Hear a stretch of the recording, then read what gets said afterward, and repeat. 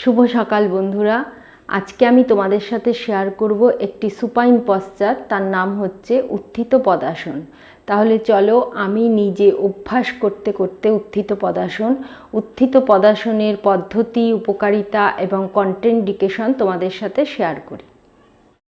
প্রথমে সোজা হয়ে চিত হয়ে শুয়ে পড়তে হবে। তারপরে হাত দুটো শরীরের দুপাশে সোজাভাবে রাখতে হবে।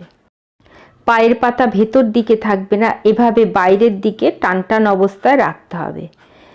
এইবার ধীরে ধীরে শ্বাস নিতে নিতে পা 1 ফুটের মতন তুলে রাখতে হবে।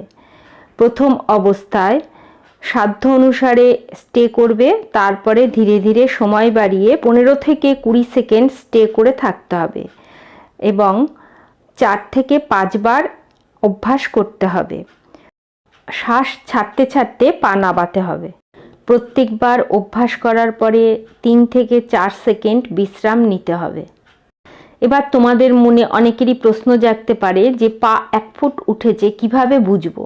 এভাবে পা তোলার পরে তোমরা পায়ের আঙ্গুলের দিকে তাকাবে। যদি দেখো তোমাদের পায়ের আঙ্গুল দেখা যাচ্ছে না, তখন বুঝবে তোমাদের পা 1 ফুট পর্যন্ত উঠেছে। প্রথম অবস্থায় এই আসনটি করার সময় পা কাঁপে, কারুর কাঁপতে দেবে, নাবিয়ে ফেলবে না। কিন্তু যদি কারুর ক্র্যাম্পসের প্রবলেম হয় তাহলে সাথে সাথে পা নাবিয়ে দেবে। এই আসনের উপকারিতা হচ্ছে পেটের পেশিকে মজবুত করতে সাহায্য করে, পেটের অতিরিক্ত চর্বিকে দ্রুত কমাতে সাহায্য করে।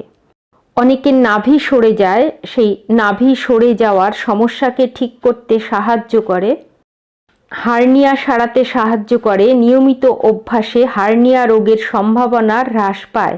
নিম্ন রক্তচাপের রোগীদের পক্ষে এই আসনটি বিশেষ উপকারী।